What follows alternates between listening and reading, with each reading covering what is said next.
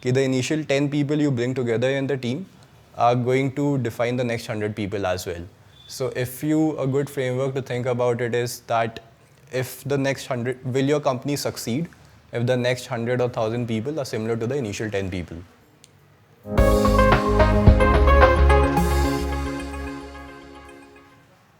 Hi, I'm Divyam. I'm the co-founder and CEO of AttainU. At AttainU, we are trying to provide a high-quality college alternative for deserving students. Today, I'm here with Backstage with Millionaires, and I'm going to be talking about my early stage startup journey along with the insights I gathered along the way. So at a particular point in life, I had spent enough time, I had spent a decent time working in Bay Area, Silicon Valley with bigger companies, with startups and all of this. And I kind of, for lack of a better words, had a quarter life crisis where I wanted to prioritize on work satisfaction more in terms of impact rather than on money. A human life is very minuscule in comparison to other things. So then if you were to drive towards a purpose in life, it has to be bigger than your life itself, right? So with these few high-level thoughts in mind, I was able to finalize a few domains. One of them was education, healthcare, and public infrastructure. So these are domains which are must solve in India, right? Without solving them, the country is not going to be able to progress the way we want it to progress. So yes, while even at the primary level, we see these rising enrollment numbers, but at the same time, we do always keep seeing that, a student who is in the 5th grade is not able to read and write at the second grade level, right? While yes, again, we do at the higher education level do see the enrollment numbers going up, but we don't see people coming out as having employable skills, right? So access, I believe, to a large extent is already getting solved. Quality is the bigger missing piece over here. And in education, for example, if you look at higher education, there are some 24 million students enrolled in colleges. In the next 8 to 10 years, that number would be 60 million. In primary education, we have some 90% enrollments, right? So these are numbers closer to 140 million in that particular age group itself. So these are large numbers. And India as a country is a young country, right? 26.8 is the median age. So it's very commonly said that either it becomes a demographic dividend for the country or it becomes a demographic burden for the country. There are no two ways about it. So at AttainU, long story short, what we are trying to do in the short term is to provide high quality education to deserving students. Our belief is that a large percentage or significant percentage of students, if provided the right environment, right platform, then they would be able to do much better in their life, right? So we are trying to eventually create a scalable, high-quality college alternative to that effect, which has the proper counseling, enrollment, proper skill development from people who know what they're doing and what they're teaching, to both the life skills and the hard skills, and then of course a platform to help people get their foot in the door when it comes to starting out their careers in whichever domain they are in. Many times, because again, education as a domain is a large domain in India, right? So, and it's a complicated domain. These are not new problems per se. So people tend to confuse or compare apples and oranges in this domain very easily, right? It's not everyone is thinking from the same mental framework as we are, right? Education as a market is one of the biggest markets in the country or even globally, right? Education in India, the higher education itself is a $30 billion market. K-12 is even bigger, right? Typically, the entire online, social commerce or the food delivery market is some $2 billion market, right? So education as a market is a big market. So there always have been people, whether it is in terms of starting a private college or setting up a coaching center or setting up some edtech companies, the intention hasn't been actually to solve problems, right? The intention has been that there's this thing which exists. If we can use internet to make it easier for people to access it, we know that people already pay for this. We'll use internet, bridge the gap, and then people can access it and we'll make money out of it, right? So that doesn't solve the problem, and that generally I see a lot as to the intentions of people when starting these companies. Because honestly, if there was already a company which was solving these particular problems, then I wouldn't have done this venture. So that is one piece where you need to know in your head ki, this is what I set out to solve. I have done my research. I'm convinced that this problem is there. I know my customers. And yes, there will be iterations, but that doesn't mean I'll switch my focus in terms of the problem I'm trying to solve.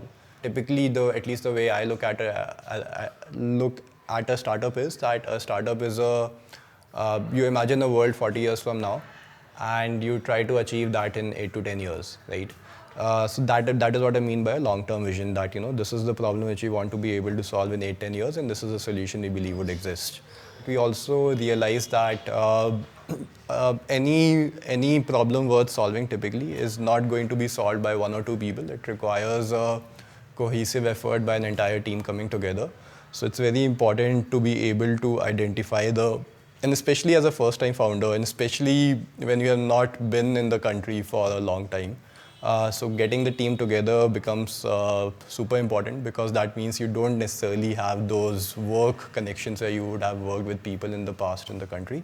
So that meant we needed to write down the things which are important for us in terms of how we behave from a company culture perspective, which we would need to assess in the interview process, as well as we need to get better at assessing certain things which are specific to us in the hard skill wala piece as well. The kind of people you want are at a bar which is better, which is higher than the kind of people Google wants, right? But the brand name and the salary you are offering, or the current value of the equity you are offering, is nowhere compared to what Google would do, for example, right?